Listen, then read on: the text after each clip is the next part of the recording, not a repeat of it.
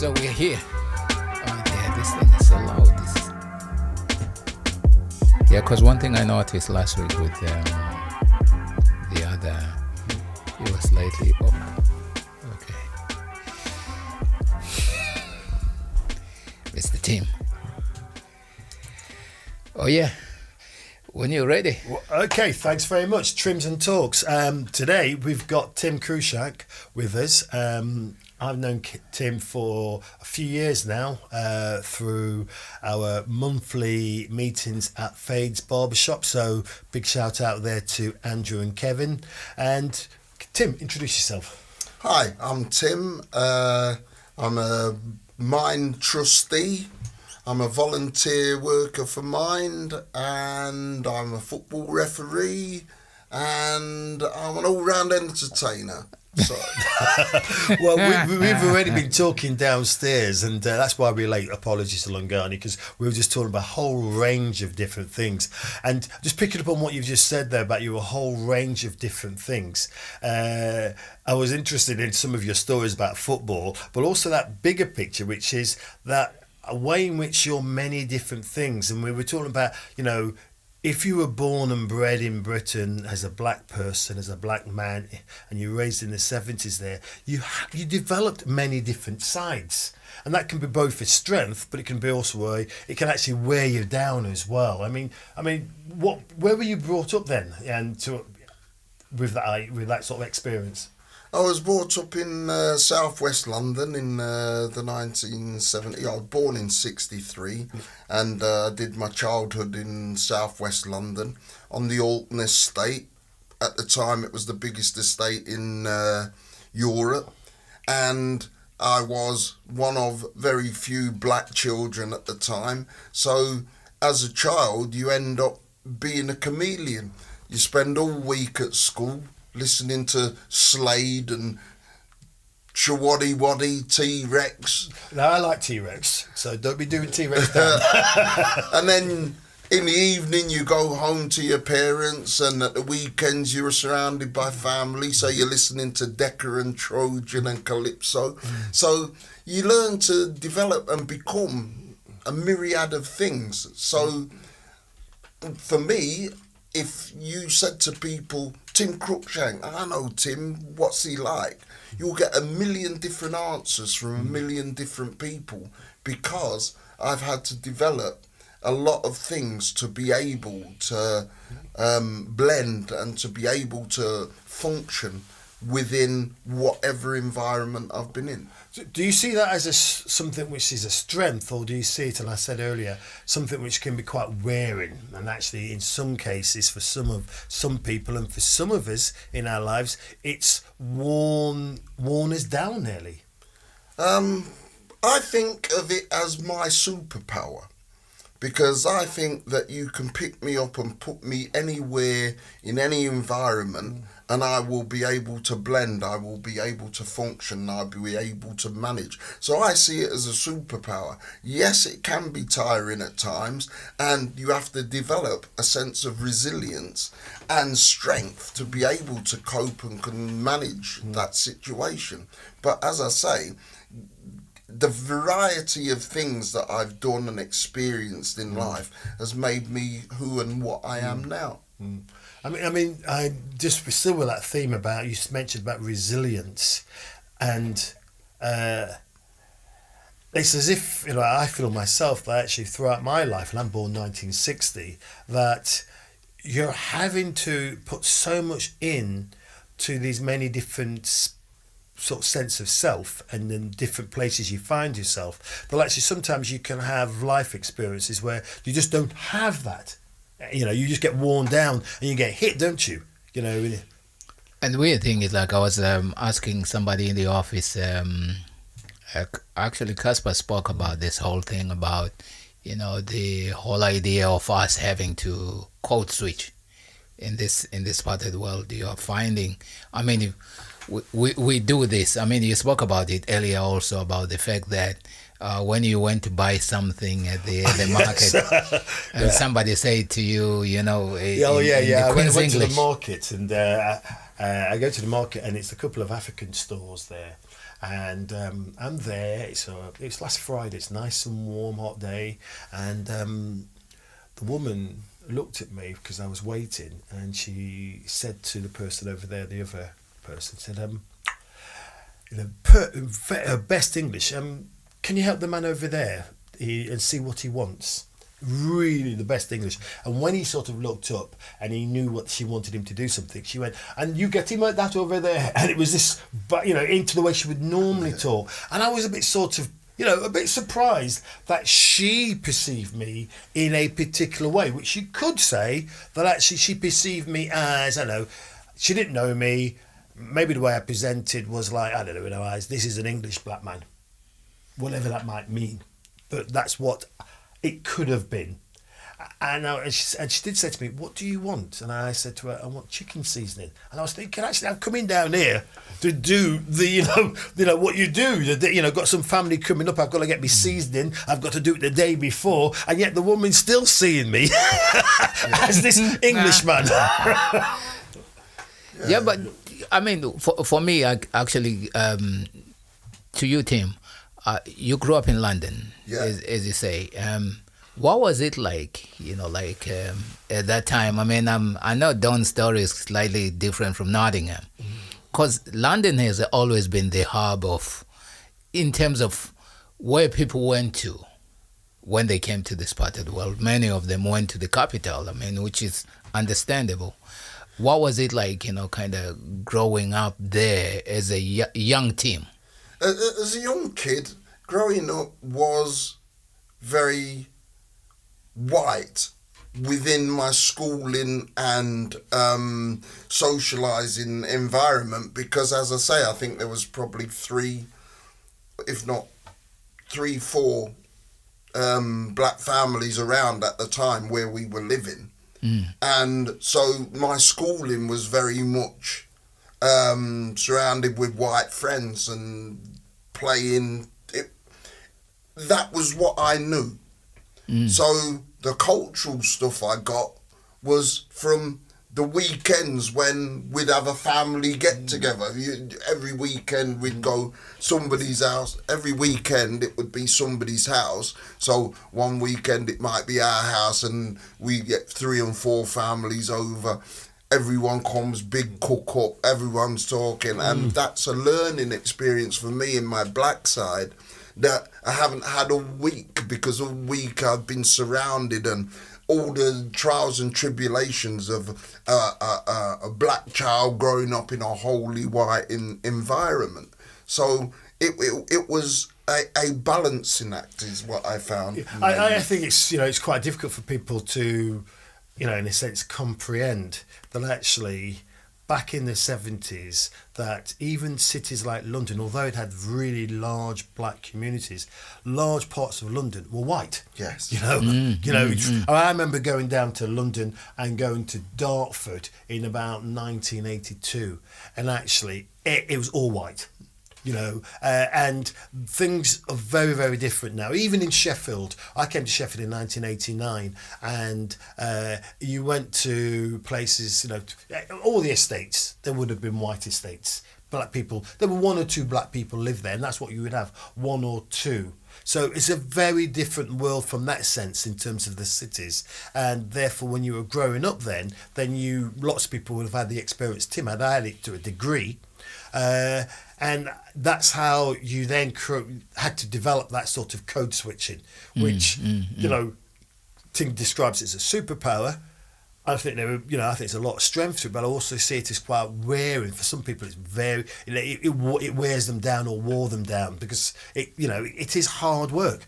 No, it is definitely a hard work. I mean, especially for us coming here from the African continent, our thing was we had an idea of how we visualized English to be, but when getting here and suddenly finding that Sheffield has a different accent, Birmingham has another one, London has a different one, Nottingham has a different one, even Sheffield, Sheffield city centre, you go up to Park Hill is different, you go over to Door is different. So they're like subsections of sort of, kind of what we knew as the the British English. Yeah. So we were taught something that was akin to some of us. That's why, some of us probably kind of opted to sort of like an Americanized version of the British language. For you, but your parents were they? Caribbean. They were from the Caribbean. Which part? Jamaica Grenada. or Grenada? You grew up them days when in London, it was like Jamaica or. Well, growing up in London, you had Big Island and That's Small On Island. Small Island. Yeah, because for me that's for me. I just thought the Caribbean was just Jamaica, because that's what I knew. That's 'cause- Jamaicans telling you that. That's it. That's it. But I think to the outside world, especially Zimbabwe, for instance. I mean, we got all the reggae artists from Jamaica. So I was talking to somebody earlier today that at my college, Zimbabwe College of Music, we had Dennis Brown came, Eric Donaldson came. King Sounds came. Like the big artists. Came to see us at the college. And that's what we knew, so you never really knew, or I assume, like even those who came from the small island will never really mention, say, oh yeah, I'm from Jamaica, you know what I mean? Because it's easier for us in the other part of the I world think to the kind Jamaican of culture at the digest time that. sort Yeah. of dominated, didn't it? Yes. Youth culture, didn't it? Yes. Yeah. No, it did. The thing was, black culture at the time was only known for reggae, Rastafarianism, and the Yes. like, and that was very much Jamaican. Yeah. Bob Marley come around, Jamaican. Yes. Everything that people could hear or visualize was very much Jamaican. And Jamaican being such a dominant island, their message is Jamaican. So to everybody else who ain't Jamaican, you're just small island. And also you kind of jump on. It's the same like with us as Zimbabweans. I know some people who come from Zimbabwe, and then when they come to this part of the world, they say they're South African. Yeah.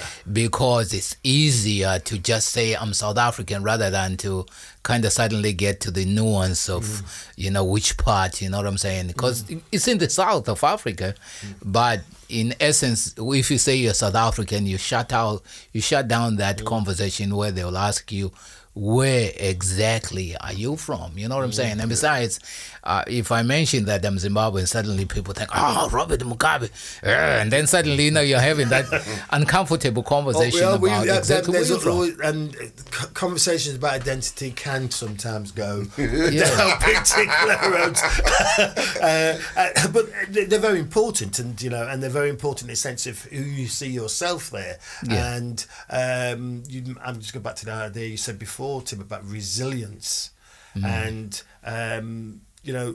and I know you in your sort of like profile on, because you work for Sheffield Mind as well, that in there you also talk about the jobs you've done in the past, and also some of the difficulties you've had as well. So was it social worker, probation officer, Probation officer, now yeah. trustee of Sheffield Mind? Yes. Yeah. So how did you get to be involved in Sheffield Mind? The way it came round, Sheffield Mind, I'm a qualified social worker. I was a probation officer for 20 odd years. Had a situation where my life collapsed around me. Went through a very dark period in my life and had to rebuild myself.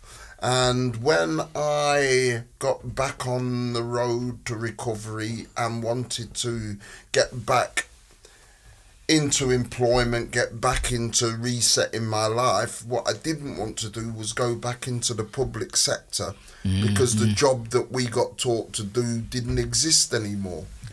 So I had a lot of mental issues through what had gone on in my life at the time. And when I went looking for help, I found it very difficult to find any. Now, as a qualified social worker, counsellor and experienced public sector person, I found if I'm struggling, what about those people who haven't got the experience, knowledge and background that I've got? Mm-hmm. And I went looking and I found Mind because I wanted to get back into employment. I'd sent out my CV to all and sundry to try and get some volunteering done and whatnot else. Yeah. The only place that accepted me was the Archer Project in the cathedral. So I went working there with the homeless, volunteering there. And a friend of mine who I knew from football asked me one day when I went swimming with my partner's children who are disabled. He says, "What are you doing these days?" And I says, "Oh well, I'm working voluntary at Archer Project. I'm looking to get back into employment." And he says, "Why don't you come down to Mind? We run the Springboard Cafe at St Mary's Church, and come and do some volunteering there." He knew my background and my experience. So I went volunteering with Mind and worked there voluntarily. And then I got a job with Mind as a support worker in the support and service, helping people with difficulties. And then I moved in with my partner and I wasn't able to work anymore because we've got 4 disabled children. So financially it wasn't viable. So I am a carer for our 4 boys, and because I have time on my hands, I continue to work voluntarily for Mind. I also look after some disabled people voluntarily, and so it went from working at Mind as a paid worker, as a volunteer, then a paid worker, to a volunteer again, and then I joined the board of trustees. It's a way of putting back and actually having some say in what goes on. So that's how I end up at Mind. There's a long journey, isn't it? There's a long journey, man. It is. And you know that start of that journey where you talk about, relationship difficulties and relationship breakdown. I mean, Lungani and I have spoken about it before, which is, I had, marriage breakdown, and I know when people said to me in the aftermath, how are you? I would do that bloke thing, that black man thing. Yeah, I'm all right. I'm all right. And what I was never do was say to anybody that actually I'm struggling. I wasn't going to say to anybody that actually I'm really aching, and all those heartfelt things there, which is what you feel. Yet actually what you're doing is you're just sort of like internalizing all those things, and actually that's not good, is it? But that's what we do. No, but that's the thing. That's very much a man thing. And it's not a black man thing, it's a man thing. It's a man thing. We are socialised from an early age to believe that we have to be strong, and that means we can't show or feel emotions. And if we do, it's a sign of weakness. I went through a period of time where I had no idea what was going on. And I went into counselling, and my counsellor said to me, "You're grieving." And I was like, "Oh, hang on a sec." I've just come out of a 20-year toxic marriage, and for the first time at New Year, I'd said, "Oh, thank God I'm looking forward to the new year," rather than "thank God I survived the last year." And the counsellor turned round and said to me, "What was going on? What was coming?" And I turned round and thought about it, and I said, "Oh, hang on. My 20th wedding anniversary, my 40th birthday, my daughter's 18th, 19th birthday, and my son's 16th birthday. These were things that were coming, or supposed to be coming." And the way I describe it is that my life was like a jigsaw puzzle that was nearly complete. There was just some gaps, but you knew where the pieces were.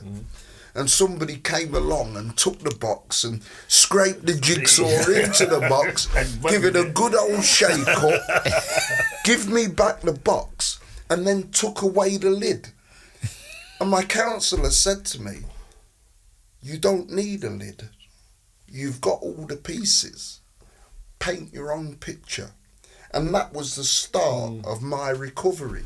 But, you know, even that, I mean, we had last week Angela Burrows there, psychotherapist. We've had David Campbell, psychotherapist. And at SACMA, we had Delroy Hall, who's another psychotherapist. And he did a session for us at SACMA, which was, and it was a sort of provocative title, Why Black Men Should See a Therapist. And that was really an idea that actually, how do we view therapy, you know? And for some people, therapy is something which is, well, you must be really unwell to see a therapist, or that's it, or something like that. You know, what can a therapist do for me, etc. And yet, you know, talking therapy, as opposed to down the line, which we know with black men are 5 times more likely than white men to be detained under the mental health act there, and actually then given more drugs. That actually talking therapy, if it's earlier, can be of real help, can't it? Most definitely. Yeah. Most definitely. I think what it did to me was my experience and background should have given me the skills and the tools to be able to manage and work my way through. But why should it, in a way? Because I mean, it's just a professional. You talked about having different sense of self. Isn't the professional self just another part of that? There, it's not the whole self. And yet a large part of, you know, when a relationship breaks down and a life breaks down as such there, that actually the professional bit's only got so much it can give, isn't it? And I say that for myself as well. Well, the reason I said you would have thought that I would have been able to manage and function through that in a certain way because of my knowledge, experience and background. But not just that, the fact that I'd been through what it's like to have your parents break up. So I had experienced that in itself. And for me, it was, you couldn't see the wood for the trees. When you're going through, when you're in the middle of all that turmoil and toxicity and all the rest of it, irrespective of your background knowledge, it's still the pain that blinds you to all the rest. Now, the counsellor was able to open the curtains of my eyes and my mind to enable me to see what was going on. Because as I say, she said, you're grieving. I didn't understand what she was grieving. That's when people die, what else. But what she said was, well, your life was set, pretty much set. You'd work hard, job, house, kids, move on. You're at an age where you think, yeah, I can enjoy the rest of my life because it's set. And all of a sudden, what was set and what was going to be coming ain't there anymore. And you know what you say, though. And it was that black hole that all of a sudden became a chasm. That I had no thoughts about how that was going to be filled. And it was only when the counsellor explained, that's what you're grieving. You're grieving the loss of all the things, expectations, hard work, all the things you had built and prepared your life to be, all of a sudden don't exist anymore. And that was what I was grieving. And her explaining that to me enabled me to open my mind to, hang on a sec, she's right. I don't need a picture. I can paint my own, and that's why I say that was the start of my recovery. That was the start of the beginning of the rest of my life. So you would say therapy was very useful for you? I would advocate therapy for pretty much everybody. It's the same here. Same here. I think therapy, I think being able to articulate what it is that you are feeling when somebody helps you to articulate that. And I mean, a good therapist will help you to do that. And I have been on the receiving end I have of had therapy as well. and it was the beauty of actually being made to confront some of your norms. I mean, it's like, for me, the beauty of what you're saying about the very fact that, you know, all these pieces have been put in a box and shaken over, and then you're being thrown back without the picture. To me, that's it.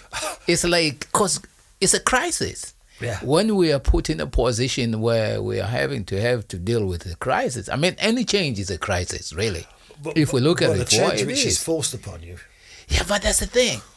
I mean, somebody recently put this way. He says, because we are part of that process. You've been in that thing for 20 years. So, in some way, you played along with it. You were part of it. But, and now it breaks down. I mean, most of us as men, and I find this especially with us as men, it's always easy for us either to detach ourselves from being that. Yes. You know what I'm saying? Like, but in essence, if you look at it, I mean, we are part of the process because mostly I would say as men, we lead our homes, right? No matter whatever is happening in our homes is literally, we are a big part of that. Because I find this as a father, if I come home and if I'm feeling some type of way, the mood in the house changes. I mean, it's, you said about grief then. It's made me think about something you and I did, Lungani, where we went to fades. Yeah. And we went with fades with a question for people. And the question was, when was the last time you cried? And I know when my relationship broke down, I did cry when it was breaking down, but I didn't cry in that process of it all breaking up. I cried when I knew it was breaking up. I knew, that's it, this is going to end now. And we were saying at this in Fades at the time that most people had the idea that actually the place where you can cry and given permission might be at a funeral. Mm-hmm. Because that's a legitimate sort of place to have grief as such there. But to have grief over a broken relationship is something slightly different, it seems. And yet it's such a powerful thing, isn't it? And you see guys in all sorts of states, angry states, bitterness states, all sorts of places, which is just eating away at them. Yeah. And you think, well, actually, what you've got is there's a different set of emotions there, which need to come out as well. All they need is a good cry. I think, man, when we were children, when you bucked your toe, you cry. Let me tell you, once you buck your toe, once you cry, it's like you made everything feel better. But the thing is, I don't know if it's a culture thing, all right? In fact, it's not a case of I don't know if it's a culture thing, because it's not just culture, all right? Men and emotions, back to that. Mm-hmm. We are socialised into believing that the only way you can show emotions is strength. That's it. Is a show of strength. Is a macho show of strength. And the whole notion of man up. And yes. It's something that really and always has bugged me. Because, and I keep saying to everybody, and I keep saying to the females in the world as well, there is no female equivalent to that statement. There's man none. Up. And I've said, what's the female equivalent to man up? And they can't find one. Yeah. Because if the women have a problem, they will all get together and they'll turn up with some cake and some chocolate and some spliff and some records, and they'll change the world. Mm-hmm. Whereas men, we'll keep to ourselves. How are you? I'm all right. Yep, it is, I'm all right. I'm all right. And then you go home with your I'm all right, and you're stuck in your four walls with the mirror staring back at you and the world closing in on you, and that's when we become a danger to ourselves. Yeah, that's right? True. Yeah. And the easiest way around that is when you are feeling emotional, let that emotion go. Whether Yes. that's crying, whether that's punching a wall, whether that's, I don't know, phoning up a friend and having a row down the phone. I say to the people who I do the support group with, listen, you've all got my number. I would rather one of you phone me up at 3 o'clock in the morning and have a rail down the phone, a rant and a rave and lose your mind down the phone to me at 3 o'clock in the morning, then I get a phone call at 9 o'clock in the morning that says, have you heard what's happened to? Yeah, but don't you think then that there's an element of control as well? You control yourself, self-control. So you don't want to let go, be it in terms of crying, in terms of having a rant and a rave down with your friend, etc., because you want to control those emotions. And maybe I'm just talking for myself. You and I were talking earlier about something where, and I said to you, it was although it had a little bit of a fallout. This is on Friday. I actually felt, looking back on it, it was really quite powerful to also be quite authentic, to let it go. Guys there, because I felt like a trustees guys, when I look back on it there. But I've spent a lot of my time in my professional world and my career having to hold back a bit. And part of that has been as a black male in a position of authority that, whether consciously or subconsciously, I've held back a bit. I've had to present. Let me ask a question then. You say that loss of control in essence, we have been we've been socialized to think that loss of control is us basically. No, I'll say, because for me, I think loss of control is doing the thing that's not natural, which is like holding myself together and trying to not let out what comes naturally. For me, shedding tears out.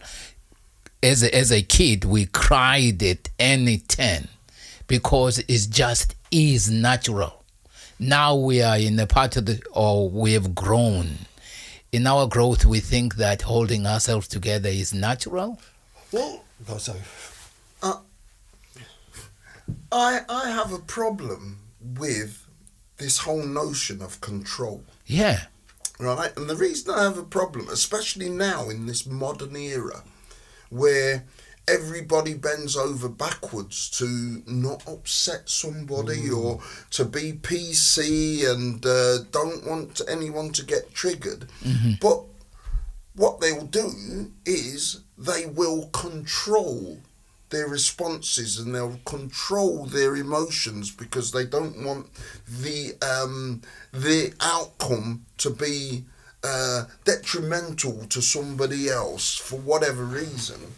So they'll control to the point where it's detrimental to self. Yeah. And I don't think it's real. I think we've created a sanitized world where people's emotions are being falsely used because of the sanitation of the world that we've created.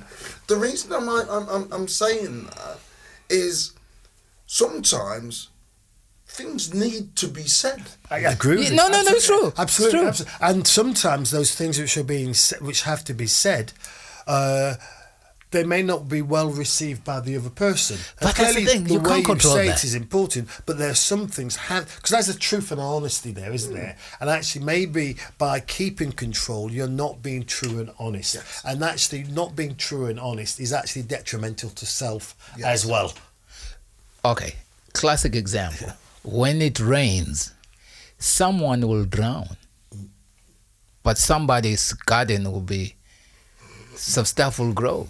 You see what I'm saying? So when you speak things from a point of either informed knowledge and wisdom, somebody will be offended. Yeah. Well, though they say about if you're in a relationship and you never argue, every relationship should be strong enough to take an argument. Yeah. That's it. Well, not just an intimate relationship, but if you've got a friend and you've been a friend for a lifetime, it's more than likely you've had a few crosswords. No, it's true. It is, isn't it? Yeah. Where you've been annoyed with your friend, whatever it is, etc. There, and you've found a way over the years to actually sort of like patch it. I mean, within families, you will fall out as well there, because you had to say how you felt. You were talking about as a child. Mm-hmm. So it's often you see with siblings. That Oh, real, yeah. Oh yeah, with that siblings, tension they will point, because tell you. that's the self you can be. That is who you are. Yes. Your sibling knows who you are. They Not all know the your triggers. socialised layers around Yeah. you. You just are as you are. No, they know your triggers. Let me tell you, your siblings will basically push your buttons. Yes. They know how you're going to respond. Of course, because they know how to do it. Yes. Yeah, they know how you do it. You know what I'm saying? Kind of going back to what you were saying about, like we have this sanitized view of how we want to be seen. I think it also kind of goes to the point of we project an image to everybody else, which we just assume that everybody has to uphold this image. And then we play up to that. It's sort of like this dance, this thing that we do to people when in fact it's an image which is not really us. And to going to a conversation we once spoke about when you were talking about now that you're working for SACMA, a black organization different from the education system that you have been part of, and the freeing of being amongst your own. You know what I'm saying?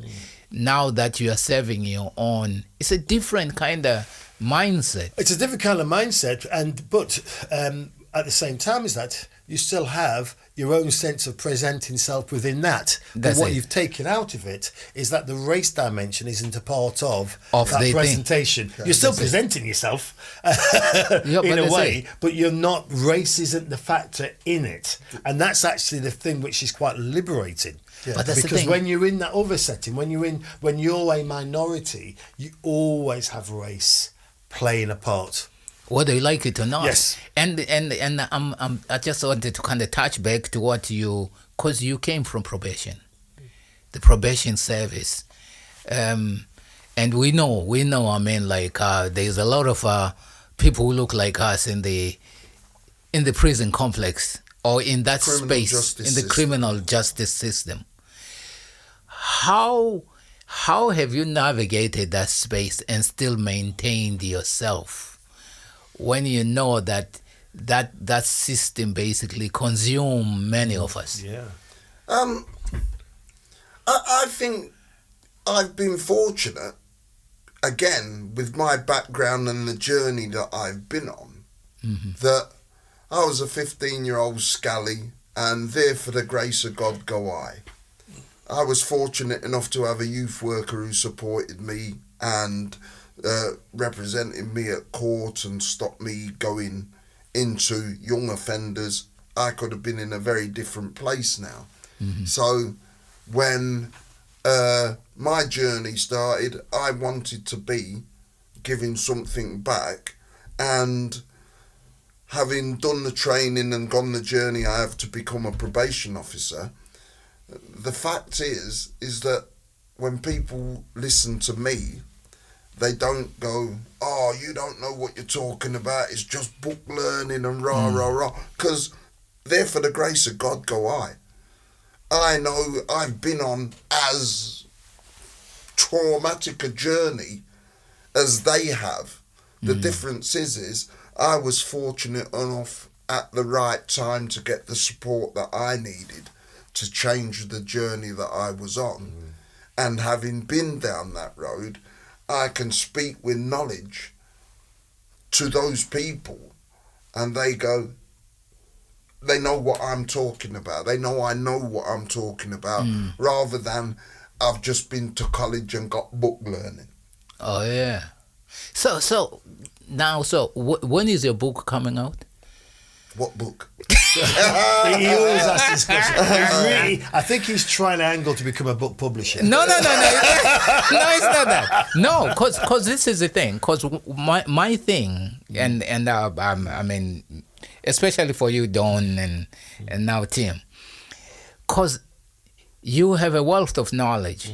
You have a wealth of knowledge, which I think will benefit us and the community, because we have a lot of things. We have, life experience also, but because we live for others to write our story, and as a result, as a community, we are. Once you're gone, you're gone. That's the reality of it. There's only going to be a selected few of us who will remember, the nuggets that we got from you. And I think after 20 years of experience in the probation service, I'm sure there's a newsletter somewhere. Yeah. Well, it's the same in education. Well, it's interesting you say that, because on Friday at Fades, we were having a conversation similar to this. And that was prompted by Robert Cottrell, who is doing a PhD. Yeah. I can't remember the exact title, but it's around about the sort of like significant historical features, be it streets and people in Sheffield who were connected to the Atlantic slave trade. And then it was into a whole talk there about, well, how do we sort of like pass on? That's it. Pass on information. And also responsibility as well. And I had the sense of that this weekend, because I had a family get together. There's quite a few of us. I had family come up from London, family come from Manchester. And then over the weekend, I was thinking, who were the elders? Yes. And I was part of the elders. There were 5 of us. The age group mainly was 20 to 40, like our children. And that actually took me by surprise, because that's what we said on Friday. Whose responsibility is it? And pass that knowledge. It's our responsibility. And there's different ways you can do it, but it's our responsibility. Even at the very, very family local level there, of you sit down and you tell stories to your children and your grandchildren.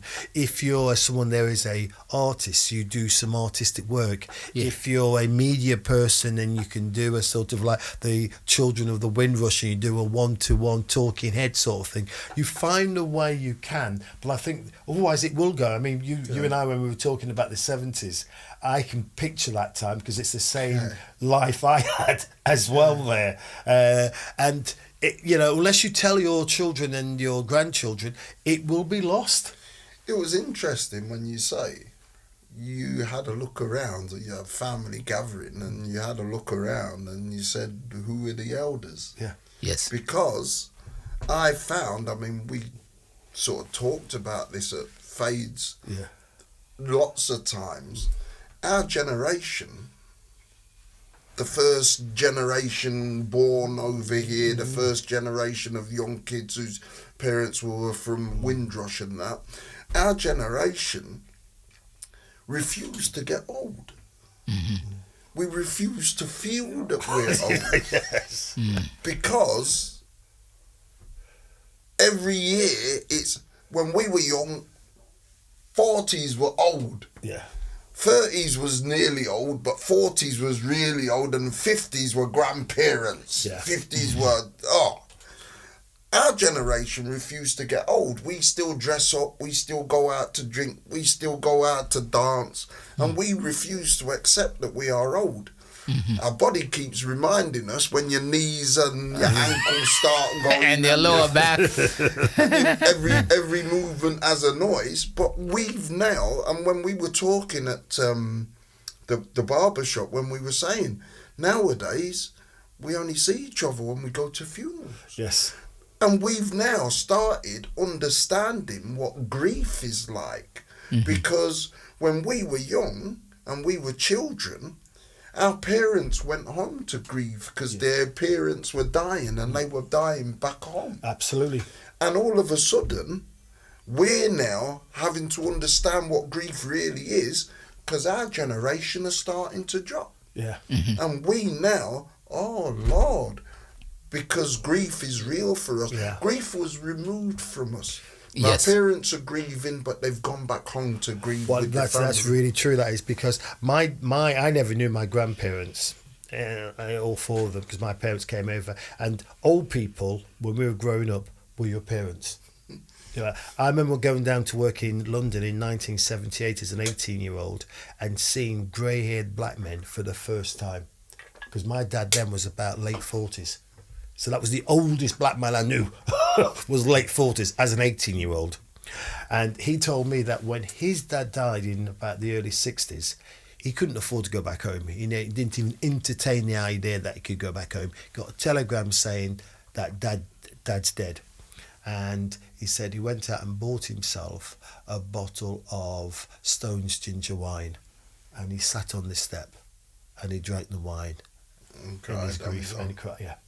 That's all he could do. And that to my mind is that pain that you can't even bury your dad, and we didn't even get to know him. His children never got to know his parents, and the same for my parents as well. And these are all those sorts of stories. As you get older, you start to remember them well, and you think, actually, this is what I've got to be passing on. Yeah. Because if I don't pass it on, my children and grandchildren don't have any sense of that there. And maybe I haven't passed it on. And it's only now I'm really beginning to see. But then again, I think they think there often isn't that with grandparents start to tell those stories, don't they? I hope so. This is the weird thing. It's like, I'll say probably like a year ago or something, one of my adopted nieces, she sort of, she said, Uncle Lou, I mean, I had just preached at church. And she said, it would be nice if you did. She's on TikTok. It'd be nice if you went on TikTok, and say this thing that I was presenting at the stuff. But for me, I'm thinking, really? Should I really be doing this thing? But in my mind, I have always had this thing of asking myself, have I prepared my children for when I'm gone? I'm from Zimbabwe. They have never been. And my question is, considering that we have just had the pandemic, and there's a filmmaker I have been asked to kind of come and either live stream funerals. I've never been to so many funerals in my life. And it took a toll on me. And I'm thinking, when my children are talking about me, what will they say? Did I give them enough information for them to not only just be talking about, but my father used to cook a good meal. They won't be able to say, this is where he grew up, these are his siblings, and blah, blah, blah, the usual. So, in that, I suddenly thought, I have to find a way to document my life so that either I leave a record for my children to basically kind of for them, either as I don't know whether as a way of comfort or as a way for them to have a record that I passed through this earth. And that's why, every time I see you gentlemen or I meet other brothers, I say to them, how is the book going? Because for me, it's a metaphor, for the record. Because for us, this, whether you live to 80, if there's no document, if there's nothing that documents your experience, people will forget after a while. I like your metaphor. How's the book what I'm saying? How is the book going? Because really, in essence, it's about that record, the authentic record from you. I mean, embellish as much as you want. But the point is, there's somebody who, when they are writing their own biography, they will want to know. I mean, I'm from a generation who, my father didn't know his father. And as a result, my sort of like my family tree, it stops with him. I don't know anybody outside my father, beyond my father. Well, the same here. I don't know about you, I don't. I know my parents, I don't know my grandparents. So I don't know beyond that. That's what I'm saying. I know my grandparents' history, but outside, I know my grandparents and my extended family's history, my aunts and uncles. I spent 2 years in Grenada when I was a baby. From 2 to 4 I spent in Grenada. And when I went back and had my, I renewed my vows there, and we had a good family go around the whole island, meet up. So I've got some knowledge and history of our family, both sides basically. That is great. I mean, that's a blessing, you know, because some of us, we don't know. Even on my mother's side, I only know up to my grandparents because they raised me. But kind of going back to the whole idea, because this, for me, it's like I'm thinking about today's episode. Because the first time I understood the fact that, you know, like sometimes it's grief. It's grief that we are dealing with. But because we have never really articulated, we have never really understood that thing that... Well, you know, I have to say, you know, what Tim was saying there about grief there, I hadn't really in my head seen that sort of relationship breakdown as grief. It is grief. Yeah, and giving it its the power of relationship breakdowns. And, you know, when you hear and we're talking about men who struggle after a relationship breakdown, really, really struggle. You know, my sister phoned me up after my marriage broke down about a year in, and I said, and I was joked with her. I said, you're ringing to see if I'm still alive. She said, yes. Because that is literally where it can be. You know, there are actually guys there, you know, they can... you know, in that grief there, they can turn to maybe drink, turn to something there, not able to hold down a job, they lose the job, they then basically can't keep a flat, they're then out. I mean, it can be a very quick downward spiral, can't it? And, you know, hearing it as grief, which in a sense legitimizes the strong feelings which you can have. Yes. And people do have if a relationship which you were committed to breaks down. And, you know, just simply saying, as I did and many people did, that, you know, I'm all right. This is the thing. It's a death of a relationship. To say any more than that, it was like too much. It is a death of a relationship. Yeah. How many of us, when we lost a parent or we lost a sibling, say, I'm okay? Yeah. You don't say that, do you? No. No, let me tell you. When I lost my father, when I lost my brother, I was broken. And I'm still broken up to now. You know what I'm saying? But nobody ever articulates that. I don't remember even saying that the source of my pain is grief. Yeah. When we went to Faith and we talked about when was the last time you cried, no one said when a relationship broke down. No one. No one. People said, you know, when I lost my mom, I lost my dad, or I cry for my children.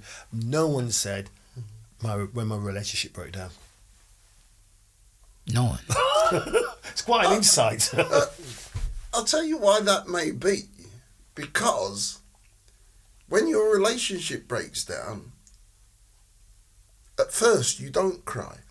Mm-hmm. Because when your relationship's broke down and is finished, it's a relief. Because the journey to get to that point is painful. It is. So when it's over, it's a relief because that part of the journey's ended. The crying comes after. The crying's, and it's not even that you're crying about the relationship, you're crying about all the other things that go with that. You're crying about the relationship you're having with your children. Where's the children going to live? How am I going to see the children? How am I going to be able to pay for the children? All the rest of the stuff. But that's when the tears start. But the actual breakup and ending of the relationship, it isn't tears. Generally, it isn't tears. It's a relief. Mine was when it was breaking up. I cried. All I couldn't do afterwards was all those other bits. How do you manage? I didn't acknowledge all those other difficulties. All those other difficulties were, they were right. And in whatever way it is, that actually you have lost something. You've lost a future as well. And that's quite a hard one for people to get their heads around. I mean, one of the barbershops I went to, they were talking about how guys feel about, as you just said there, Tim, about how do I get to see the children? Yeah. You know, I went into Fades one time and a guy was saying there, hooray, I've just got custody of the children. And, you know, I can see the children again. And that is such a, I mean, please, I mean, you've had children and then, you know, you're having difficulty to see them or you can't see them. I mean, it must be so painful. It is. I know. I'm sure it experience is. that it is. I don't have that experience, Yeah. but you know, I'm sure it is. Yeah. 'Cause it's like I think it's when my son, you know, like when my son broke up with his girlfriend, he cried. Yeah. He cried, and he said something which I thought many of us don't. He says, you know I contributed to this breakup. Because sometimes it's like in our pain, we will blame the other person. Yeah. We will not really acknowledge our contribution to that very scenario. And as a result, we become bitter and we don't learn from the experience. I was reflecting on the whole idea of, you know, like we will have bad days, but what are we learning from that? You know, is the question. And for me, this conversation today has been an eye-opener because I am yet to meet a brother who is able to articulate his own journey in such a clear way. And the very fact that grief for me, as much as I know my life is just one big grief. It's like, let me tell you, one thing I have been trying, actually, this episode has been, for me, it's been emotional in a way that it's like, you know, when you're having a conversation and you're holding back the tears. Because for me, all I've been wanting to do is just break down. Because it's like, you know, it's the emotionality of talking about the things that are so part of your existence, you know what I'm saying? And I'm grateful for you, Tim, you know, because I am gonna process the grief thing.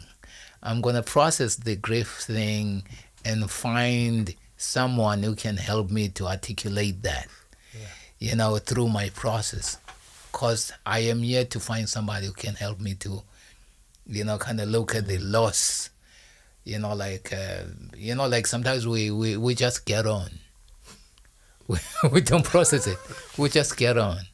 You know what I'm saying? That's something that we've been socialized into doing, is get on. Because we have, through our lives, so much thrown at us. And we always have had that. We've always, from growing up, we've been taught that we need to be resilient because this is what's coming. So you're going to have to learn to deal. You have to learn to swim with the tide. You have to learn to deal with what's coming because there ain't no way of avoiding it. Yeah. Yes. So it's about being I think our parents prepared us. We've spoken at Fades on numerous occasions and got an understanding now about the journeys that our parents were on. Because we had a discussion one day talking about how we were all brutalised growing up as children. And it's only when we started thinking, well, hang on a sec, what was our parents going through before they came home to us?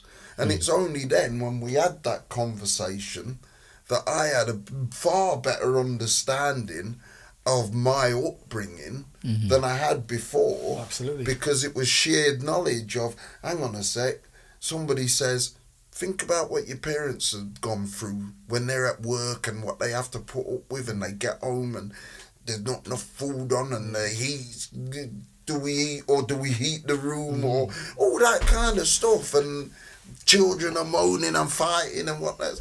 And it's only when we had that conversation that you get a whole different view on what your childhood was about. can I say, Tim, thank you very much for coming along, because I'm just going to echo what Lungani said there. It's been brilliant having a conversation with you. I think you've brought so much to the table. I know we'll pick up on this again at Fades in our monthly meets. So, guys, if you want a monthly meet, I know there's two. There's the one at Fades and there's one at SACMA. And they're great places just to enjoy the company of one another and to talk about things. And thank you very much there, Tim. So, actually, just a quick one. What's your thing? You know, we always ask this question. What's your thing? We forgot that. What's your thing? What's your thing? What is that thing that you do that keeps you waking up for another day? I don't get it. You know, the things that you do. We talked about a sort The of thing, like the cope pleasure thing. You know, to cope every day. Oh, I think my thing is refereeing. I'm a football referee. Don't mean to be big-headed, but I'm probably the best known referee in Sheffield who's not a professional. I've been refereeing for, I can't even remember how many years now, but I've done the same pre-match speech before every game for the last however many years. One of the guys in the HSBC recorded it, and it's been put on YouTube, and it's had over 100,000 views. Whenever I'm out, people are like, "Oh, referee, yeah, you're still playing a long advantage." My wife gets annoyed. "Oh no, not again," because people like recognise me. So I mean, I'm a football referee, and I love refereeing. And people say to me, "You must be mad, all the grief you must take as a referee." And I explained to them, "Well, hang on a sec. I'm a 60-year-old, 6-foot black man with all the power. I'm going to have a good time. I referee with a smile on my face." It sounds good, that. It sounds good. It sounds good. I'm 5'6", so really I don't have that. I'm the smallest one in the room. So thank you again, bro. It's. I think we definitely we would love to have you again. You know, like and because for me this has been it's been eye opening. Yeah, Tim, thanks very much, bro. Thank you, thank you, guys. I'm gonna go home and cry. Thank you for joining us today. Don't forget to subscribe on your favorite podcast platform and never miss an episode. Until next time, keep those conversations going and the clippers buzzing.